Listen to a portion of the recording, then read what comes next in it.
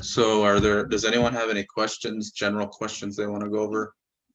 Today I'm going to do some examples from 1.8, 1.9, and 1.10. So I made a video on that earlier this week. Hopefully everyone saw that. But just any general questions that anyone has?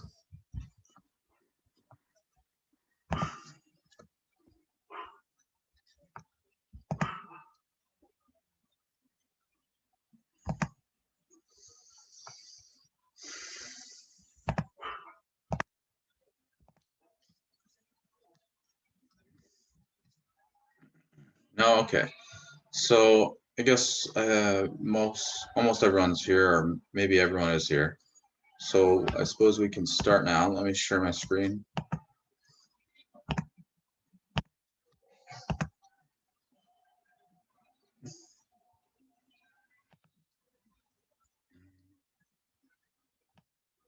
Can everyone see like this blank page OneNote and I'm drawing stuff on it? Can everyone see that?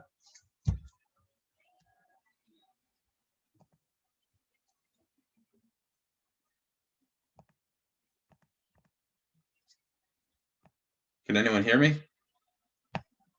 Yeah, we typed in the chat. Oh, I'm sorry. I don't have the chat up. Let me.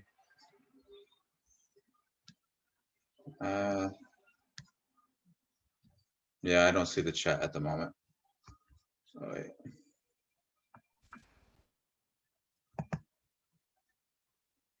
All right. Well, okay. So apparently everyone can hear me and see this. So okay. So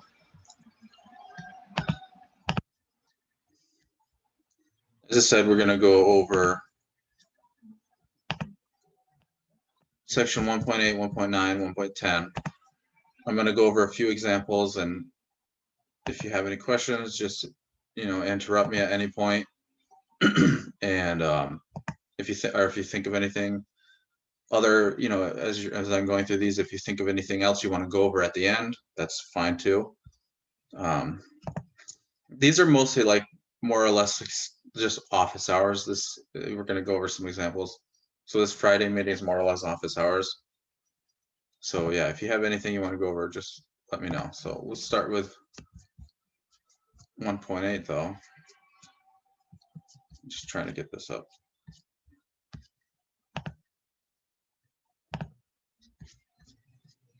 I have like one question. Yeah, sure. So before you said like completing the square, right? You said that the quadratic formula is completing the square is based off the same principles as the quadratic formula, and I'm wondering if is there like any specific difference between the two, or can you use completing the square in the same? Yeah, wherever so yeah, the quadratic formula, you have this technique of completing the square, and then you use this technique to prove or deduce the quadratic formula. So the quadratic formula is a consequence of completing the square. So wherever you can use quadratic formula, you can use completing the square. So like completing the square is always like a backup. Like if you forget the formula or something like that, how to use the quadratic formula, or like, what coefficients do you plug in? If you can remember the completing the square, then there's no quadratic equation that you can't handle or you can't deal with. So yeah, so actually that will come up, this completing the square. So in 1.8 or 1.9, we'll look at equations in the plane, or graphs of equations in the plane. And one of them is a circle, and that's when we want to put that, we're going to want to put the circle in standard form so we can easily read off the center of the circle and the radius. And to do that, to put it in standard form, you have to use completing the square. So yeah, that's going to come up, and so completing the square is very important, and we'll see that very shortly. So in 1.8, we had to solve some inequalities. So I don't think I went over example 4. So let me just quickly go over that. Let me just get rid of this. All right, so we're in 1.8 right now, and this is example 4. So example 4 asks us to solve the following inequality. Oops.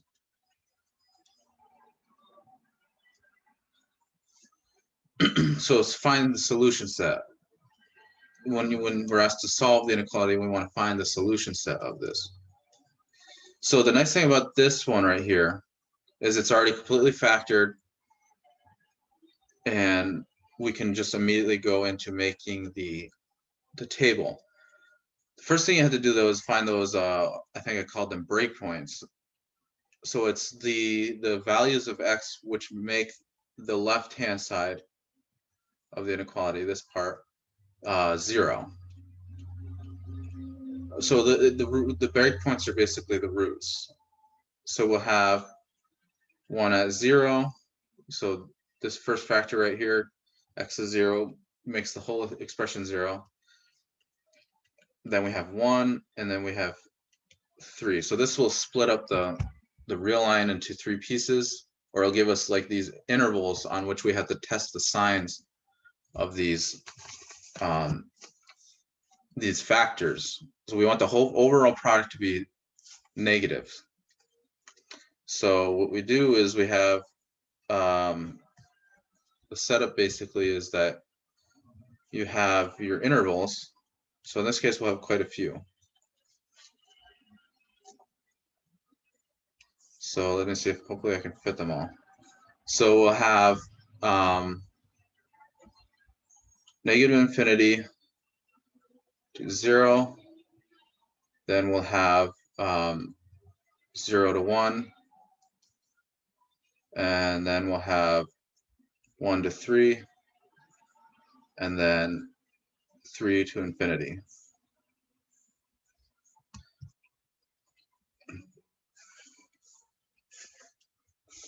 And then the factors are x. Let's see, this is x minus 1 squared. And then x minus 3. And then where we're looking at the sign of these. So this is the sign of this factor, sign of that factor, and then sign of the last factor, x minus 3.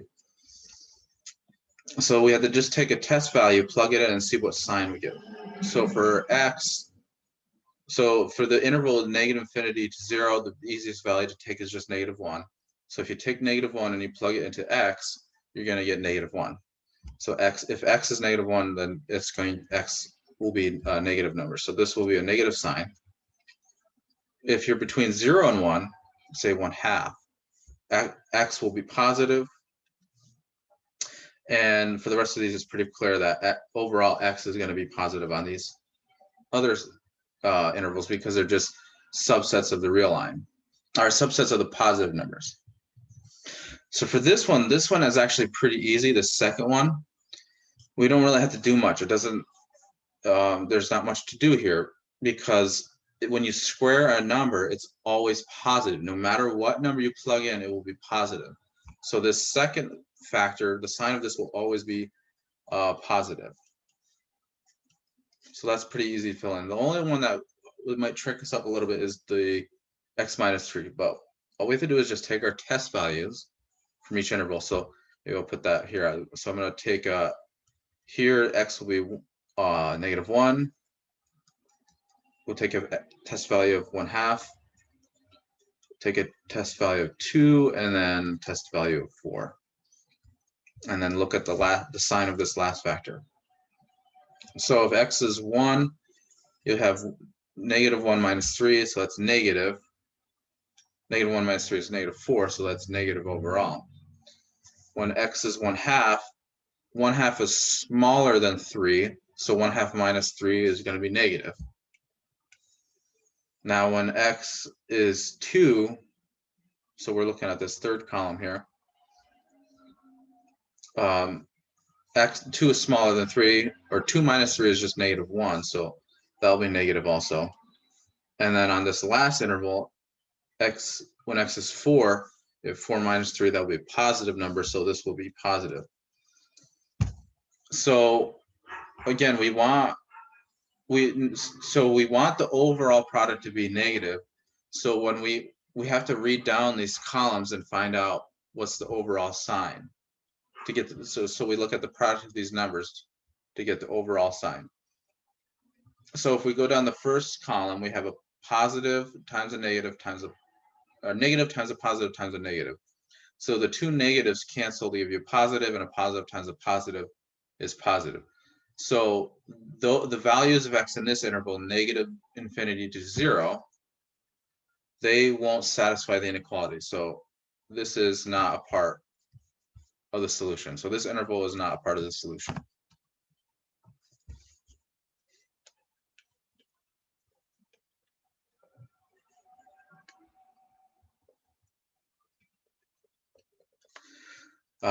What about the next one? Well, the next one is a positive times a negative. Overall, that's going to be negative. So this is, we'll just put a check here. Those values of x, so the values of x from 0 to 1 satisfy the inequality. What about the next one? The next one is the same thing. We have positive times a negative. So overall, the whole product will be negative. And so those values of x will satisfy the inequality. And then the last one is pretty obvious. If you just multiply positive numbers, you get positive. So no values of x from -3 to infinity will satisfy the inequality. So this is not part of the solution. So this is not part of the solution set. So the solution will just be the union of these two intervals right here. So it will be, solution set will be negative, or 0 to 1 union 1, 2, 3. And we don't include 1. We don't include any of the endpoints because this is a strict inequality right here. That's not saying this expression is less than or equal to 0. It's saying it's strictly less than or 0. So we can't, the left-hand side can't be 0. So that means we can't include any of these endpoints. It can't include 0, 1, or 3. Because if it were, then the left-hand side would be 0. So we have any questions on this? Does this make sense, or is there something, some part of this that doesn't make sense you want to go over? I'm just confused where you're getting the stuff like the 1/2 and like the... Yeah, okay. So the idea is, so when you solve an inequality like this, and thankfully in this example it's already completely factored, you want to look at, like I said, you have these breakpoints. Those are the values at which, so those are the values that make the expression 0.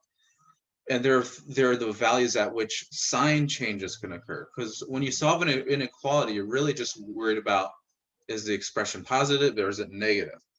So you want to know, where could the sign of these factors change? So that's how we get these breakpoints right here. They just tell us where could sign changes possibly occur. They're not guaranteed to occur at 0, 1, or 3, but they could occur. They could change. Like for instance, this factor right here, x minus 1 squared, the sign of it doesn't change anywhere. So it's not guaranteed to change, but the other factors, they do change. Their sign does change at these different various points. So we want to consider these. So the breakpoints give us places where we need to chop up the real line. They'll give us these intervals we need to test the sign of the whole expression. And so these numbers right here, I'm just taking them, where'd it go? So these numbers I get right here, -1, 1/2, 2, 4, they're just numbers that live inside the respective integral. So the respective interval. So -1 is between negative infinity to 0. So I'm just choosing any point in this interval. You could choose a -1,000,000 if you want, but that'd be kind of hard to determine. Like, you have to go up here and then you'd have to plug in -1,000,000 in and say, okay, is this negative or is it positive? So a -1, I just chose the easiest number in this interval. Same thing with this.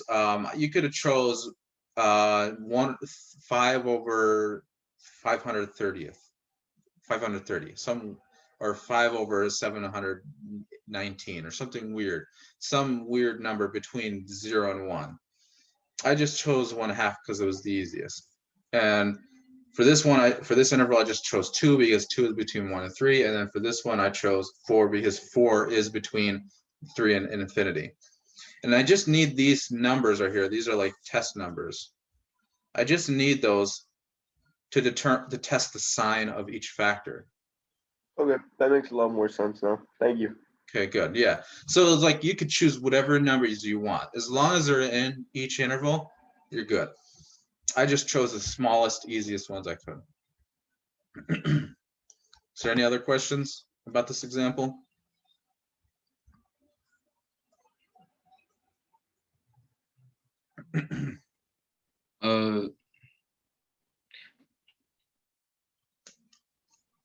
Just like to ask questions, because Mhm. so for like sine x minus 1 squared, it's always positive. So could you say it was like x minus 1 cubed, right?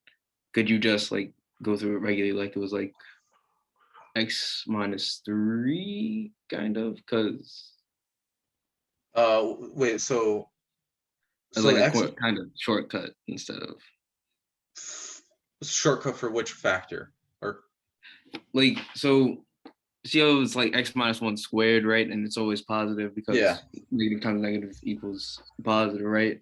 So for like so like imagine like x minus 1 cubed, right? Would you have to do all the work of that going through the math, or could you just treat it as if it was just x minus 1? Yes. Yeah, exactly.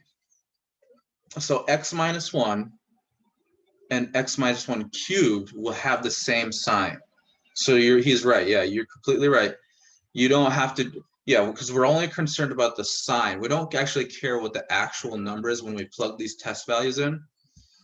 We just care about the sign. And x minus 1, and then, so yeah, let me write that down. So as an aside, so for example, if you had something like, as you said, x minus 1 cubed, you don't really even care about the cube, because x minus 1 and x minus 1 cubed have the same sign.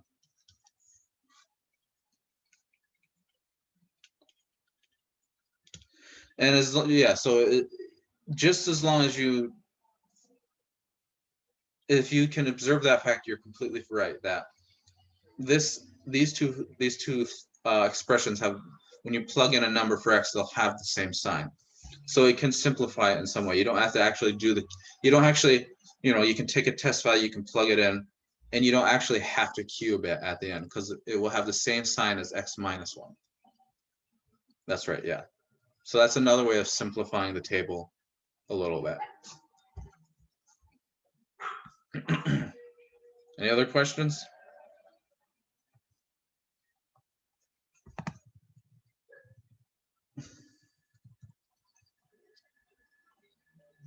Okay, so I think that's really all I want to do there in this section. That's probably the linear inequalities are pretty easy.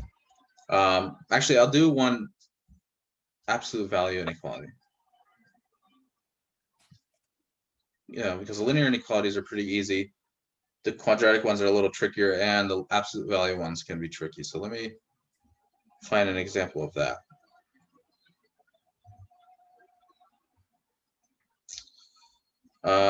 So this is, if you're using the book, we're still in 1.8. This is number 80 at the end of that section.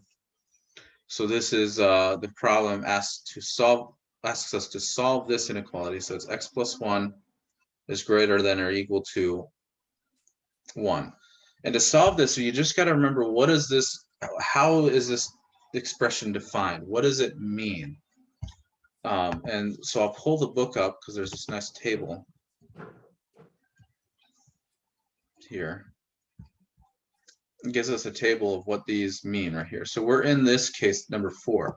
So the inequality absolute value of x is greater than number they're greater than or equal to some number c is the same thing as saying x is less than or equal to negative c, or x is greater than or equal to c.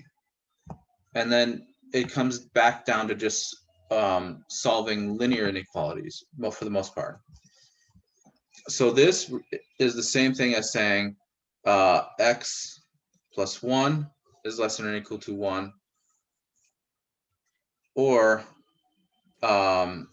x plus 1 is greater than or equal to 1. So you kind of just you take the expression under the inside the absolute value, you say it's less than or equal to the number on the right hand side, the negative of the number, and then you also set up an inequality where that expression inside the absolute value is greater than or equal to that number on the right hand side. And then from here we just use regular algebra to manipulate these inequalities. So for the first one, I'll just subtract 1 from both sides, and I'll get -2. And then we got to keep track of this or here, because that means at the end we need to take some sort of union. And then for this other one, I'm going to again subtract 1 from both sides. But if I do that, the one on the other side cancels, so I have x is greater than or equal to 0. So the solution set for this will just be, well, first of all, let's just work on each piece individually. So this right here, putting this in set notation, translates to the following set. X can be from -infinity up to -2, and including it, because we have this less than or equal. And then this over here, this translates to, in set notation, x is greater than or equal to 0, so you include 0, and it can go up to infinity. And then finally, this or right here becomes a union.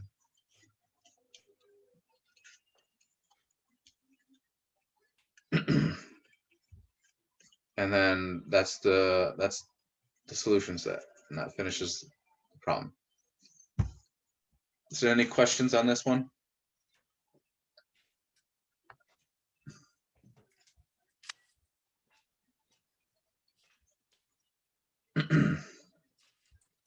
Yeah, so the only thing tricky about this one is just remembering what do these absolute value inequalities mean. Remember what they mean, and then making sure you keep track of this or here, and make sure it becomes a union of sets at the end. Otherwise, solving this inequality and this inequality just amounts to solving a linear inequality, which is not too bad. Those aren't too bad to deal with. So just remember, just always, write that table when you're working on these problems. Maybe just, write down that table in the book and just keep that so you can remember how to interpret these inequalities, these absolute value inequalities.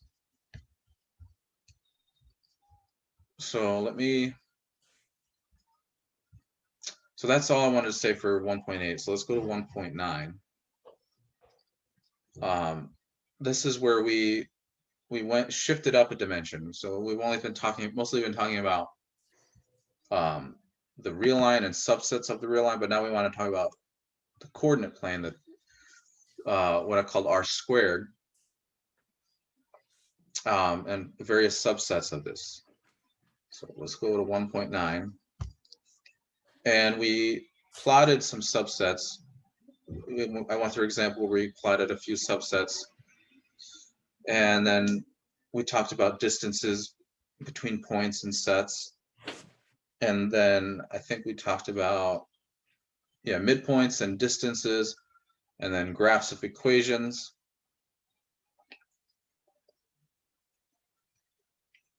And then intercepts and circles. So I want to go over circles because mostly I think, and I mean, unless anyone had questions on that, we can go over those other stuff.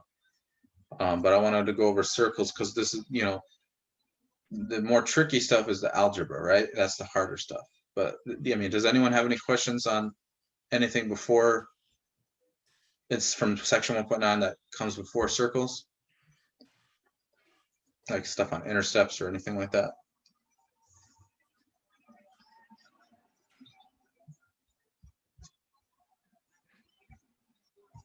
No, okay.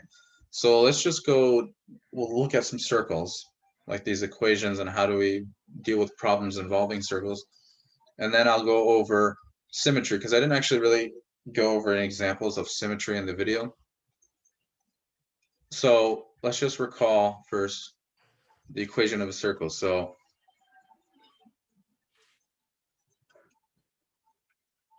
the equation of a circle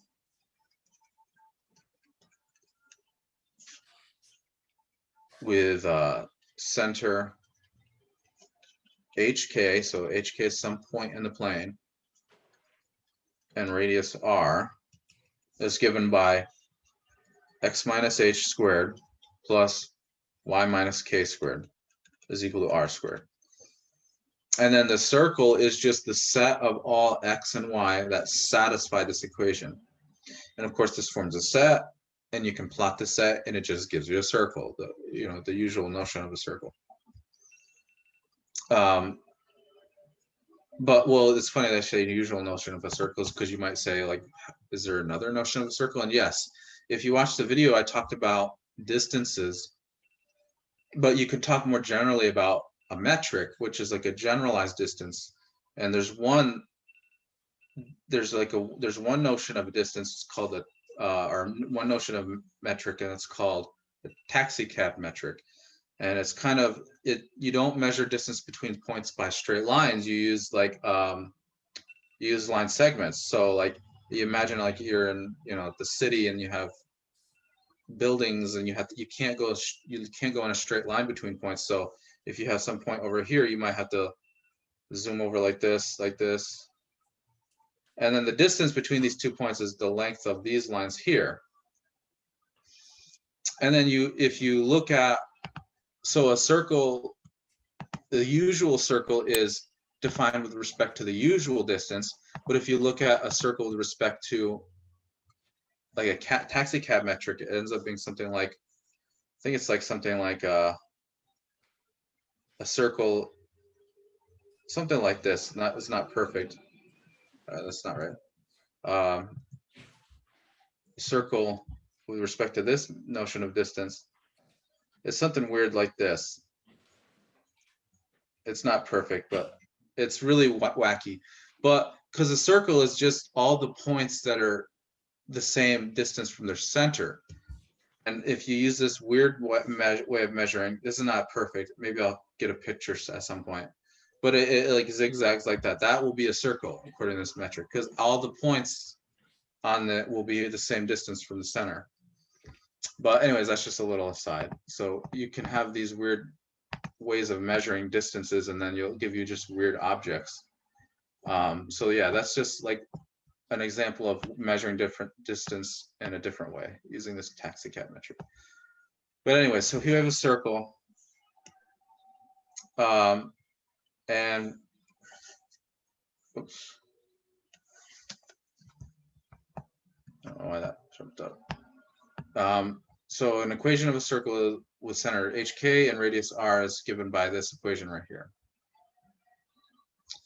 And so I just want to go over an example where we do completing the square. Or no, I think we do not. We should do completing the square though, because it's a tricky method. Yeah. So this is problem 91 at the end of section 1.9. So this won't be completing the square problem. So we're given some data and we want to determine this equation of the circle. So in this problem, we're told that the center is the origin and the circle passes through the point 4, 7. So it's not going to be perfect, but we have like a circle, something like this, and then we have, so this is the origin, it's centered here, and then maybe we have the point 4, 7 here. So we have the center, so that's good. Well, all we need is the radius. So what we need to do is we need to get the length of this line right here, and this will give us r, the radius, right? Well, we have a way of doing that. We have the distance formula, right? So r is going to be the distance between 0, the origin, 0, 0, and 4, 7, right? And that's given by the square root of the difference in the x coordinates, so 0 minus 4 squared, and then the difference in the y coordinates, 0 minus 7 squared.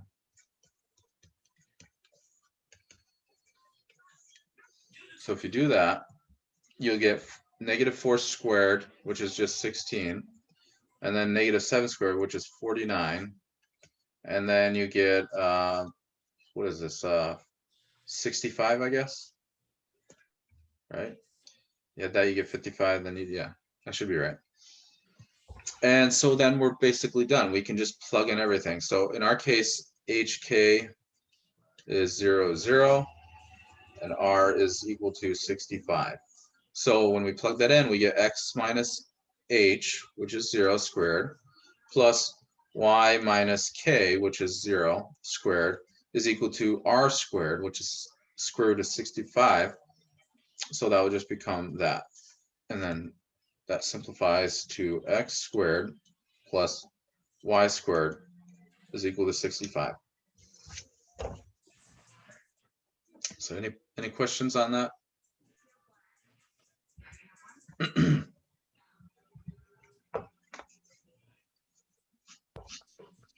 Does that make sense?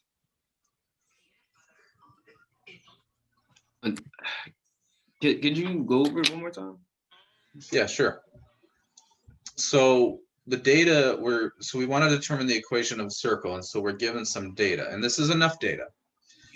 And the data is that the center of the circle, so that HK point is the origin, and then we're told that we're given a point on the circle. We're told that the circle passes through this point 4, 7. So that is definitely a point on the circle.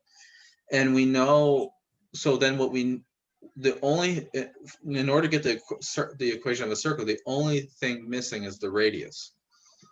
Well, we know there's a nice property of, and this is just actually the definition of a circle, is that all points on the circle are, you say, equidistant to the origin. That is, they have the same distance to the origin. So if I'm given any point on the circle, like 4, 7, and I know the origin, I can immediately determine the radius just by finding the distance between those 2 points. That radius is the distance from the origin to any point on the circle. So now this is the radius is just going to be this distance here, the distance between the origin and the point 4, 7. And the distance is given by this formula, where you take the square roots and you square the difference of the coordinates. And if you do this simplification, you get that R is square root of 65. So R is square root of 65. We're given that HK is the origin. And then we just use the formula up here. X minus H squared plus Y minus K squared is equal to R squared. In our case, H is 0 and K is 0. And then R is square root of 65. Does that make sense? Yeah. Okay. Yeah, and if it doesn't, I can go through it again. That's not a problem at all.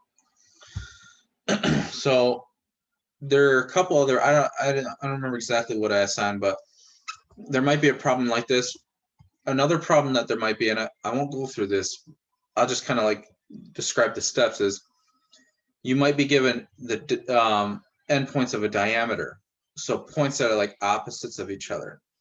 That is almost solved similarly. For this one, I'll just sketch the problem. I'll just sketch the problem. So the problem is like you're given 2 points that are, you'd say, like antipodal. They form a diameter. This is not going to be perfect, but as good as I can do. So they're antipodal. It's not like you're not given points like this. which would not be helpful. You wouldn't be able to determine the equation of a circle from this. But you're given these antipodal points. You're given the coordinates. So, and I'll just write them down. Something like -1, 1, and then 5, 9, say. So to solve this one, you need the origin, you need the center and the radius. And the first one, we were given the center. We just need to determine the radius. This one, you need the center and the radius. But to get that, it's not that bad. First, to get the radius, you calculate the distance between these 2 points. And that will be, the radius will be half of that number. And then to get, so R will be, let me just write this here. I won't go through all the steps. So R will be the distance between -1 and 1 and 5, 9 divided by 2, right? So you take the distance between these 2 points and you divide by 2. And then the center, which we'll just call HK, is going to be, I don't know what notation to use. I guess I'll just do mid. So it's going to be the midpoint of these 2 points. And the formula for the midpoint is given in the textbook, so you can look that up. And then that will be it. You'll be done. You just got to calculate this number here, and then you got to calculate this point. You just got to take the midpoint. So the midpoint will be somewhere here, right here, and that will be the center of the circle. So yeah, if you have trouble with that, I'm not sure if I assigned one, like a problem like that, but that is a problem that can come up. And if it is on the homework and you have trouble with it, you can email me or whatever, or we can set up a meeting and go over it. So I just want to go over another problem about a circle, or involving a circle. But this one you do need to completing the square. So this is number 100 in the book, and you're given an equation. You don't know immediately right away whether it is a circle, but you're going to use completing the square to determine whether it is a circle or not. So what you need to do is you need to associate all the x terms and the y terms together, and then you need to put all the constants on the right hand side. So there's only one x term, it's just x squared. And so what that means is we don't need to do any completing the square with x's, because the coefficient of x is just 0, right? The coefficient of, yeah, x is 0. So you won't have to take half of that coefficient, because half of 0 is 0. But we have some y terms that we need to deal with. So we just need to do completing the square on this.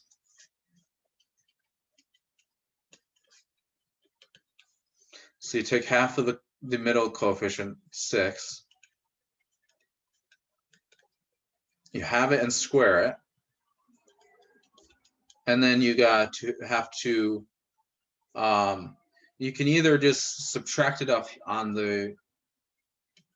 this side, or you can just add it on the other side right away. And that's what we're going to do. So we're just going to add, just to get rid of one step, we're adding 6/2 squared to both sides of the equation.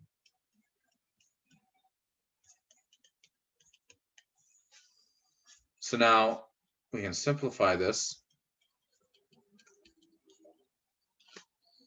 This will be 9.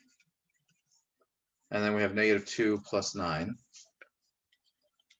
And then we can factor this piece as a perfect square. So this will be y plus 3 squared. And this will be 7.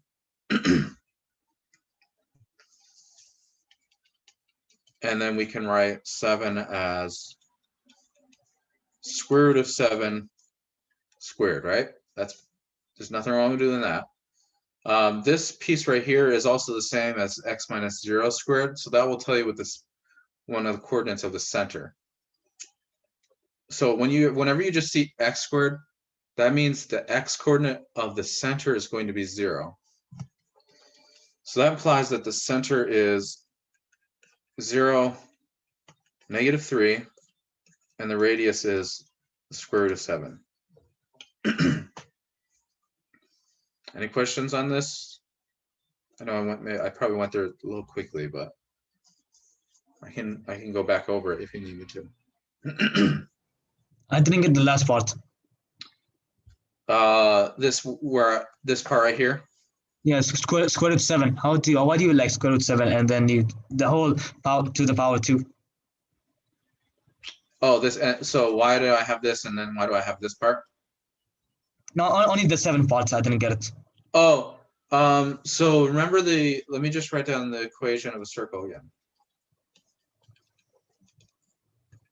It's always good.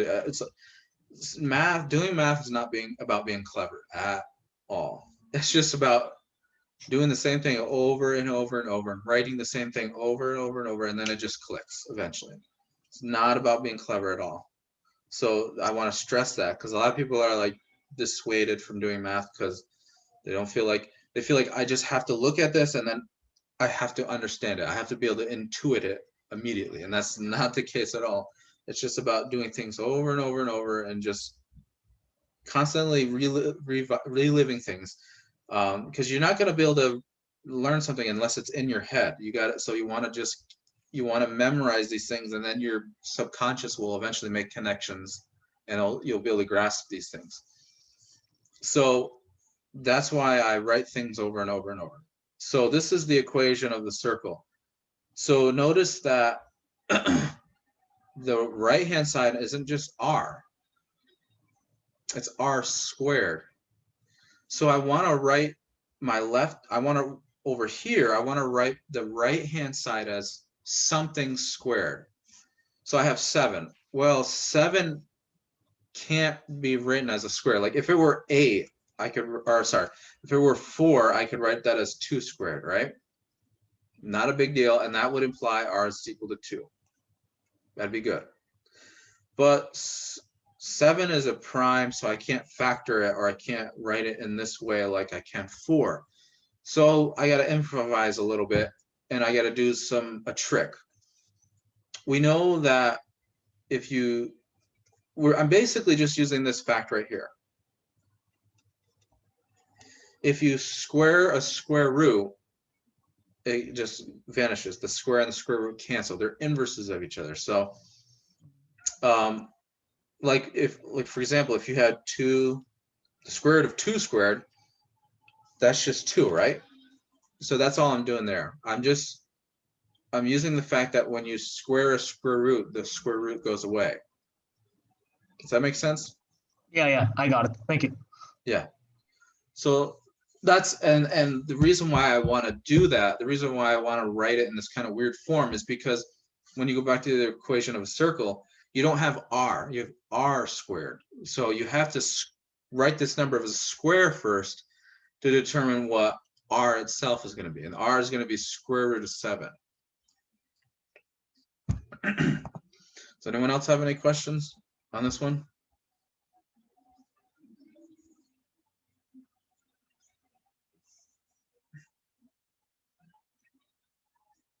No, okay.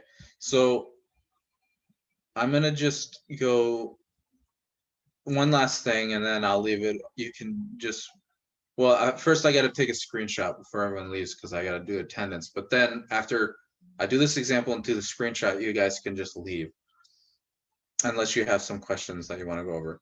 So the next thing I want to go over is the symmetry. So I covered that in the video, but I didn't really do an example. So first of all, let me remind you a little, just very quickly, through a picture, what symmetry is. So we have this table. I'll just reproduce it over here. So we have the symmetry, and then we have with respect to the x-axis. So in a symmetry with respect to the x-axis, looks like this. It might be something like a parabola like this, sideways parabola.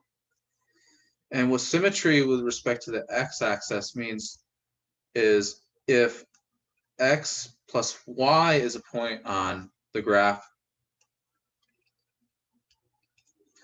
then x minus y has to be a point on there. So in other words, there's a equation corresponding to this parabola, and when you replace y by negative y, you don't change the equation. It does not. It leaves the equation the same. So this is symmetry with respect to the x-axis. So next is symmetry with respect to the y-axis. And that will just look like a regular parabola, a parabola that opens upward like this. And what that means is that if x, y is a point on the graph, then negative x, y is a point on the graph.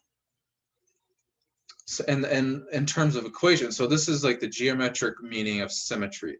And the geometric meaning of symmetry is very intuitive. It's very intuitive and obvious, like what we mean by that. It's like you kind of just like, if you can flip the graph over and it'll overlay. Or you just reflect it about the axis and you'll get the whole graph. So what this means algebraically, though, is that if you take the equation corresponding to this parabola, you replace x by negative x, it leaves the equation unchanged. And then finally, you can have a symmetry with respect to the origin. And that might look something like the equation of, which was already brought up. This is the plot of, say, this one, x cubed. So we talked about x cubed already. And that will, well, it'll look something like this here.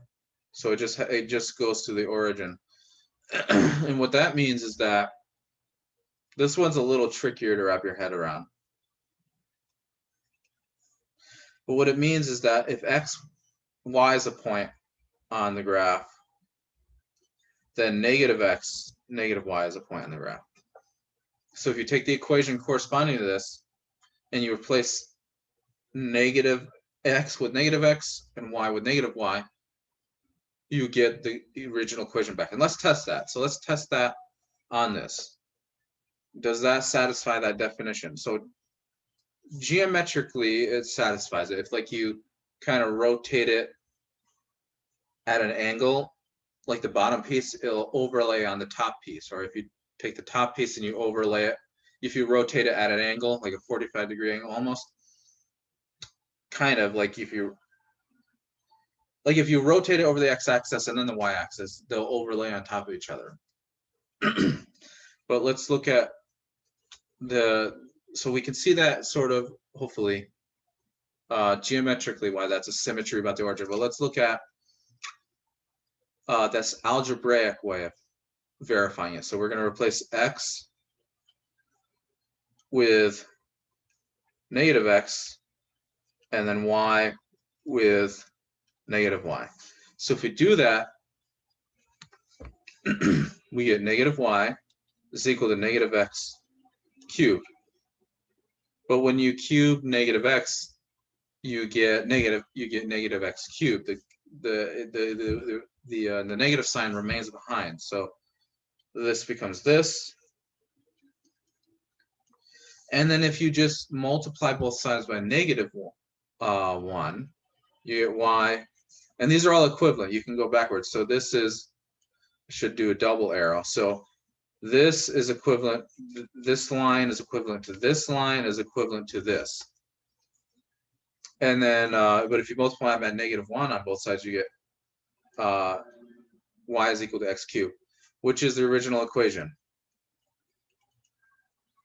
So this is, you have this geometric way of verifying that has symmetry with respect to the origin. But then you have this algebraic way of testing whether it has symmetry with respect to origin. because not all the time, it won't always be obvious from the graph what sort of symmetry it has, because it's going to be a very complicated graph.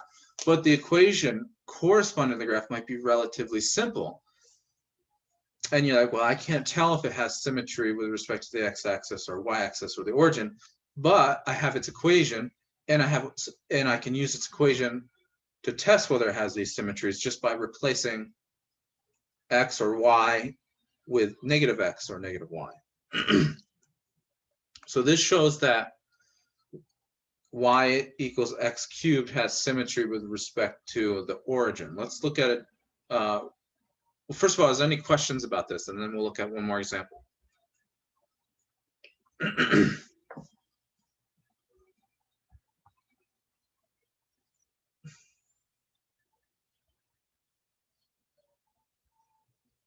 Okay, so let's look at one more example. So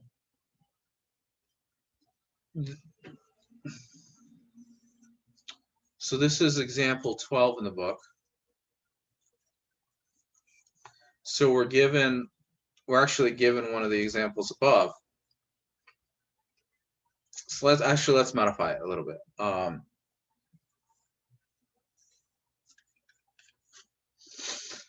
So this is, we want to test, or let's just say, I'm kind of modifying this example a little bit. So let me see.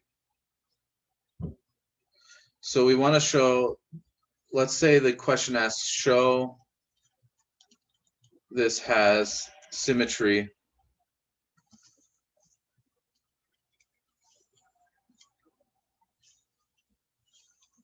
with respect to the x-axis. Well, remember what does that mean? It means that you have to replace y with negative y in the equation and ask yourself, do I get the equation back? The same equation. Another way of saying this is like, is the equation invariant under a coordinate change? That's another way of saying it. Is it invariant? Does the equation remain the same? So if you do that, you get x is equal to negative y squared plus 1. And of course, if you square a negative number, the negative goes away, and you of course get the equation back. So this proves that has symmetry with respect to y-axis. And the examples could get more complicated, but not too terribly. I mean, any questions about this? Do you want me to go over another example, or is everyone okay with this?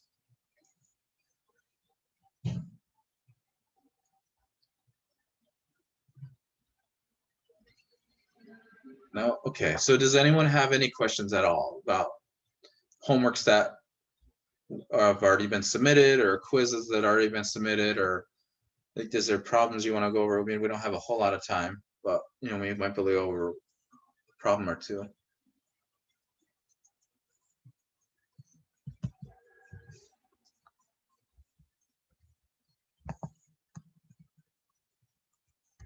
Okay, so I guess we'll just call it a day. I'm gonna stop sharing, but don't go yet.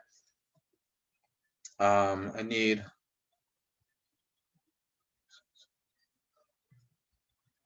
to take attendance.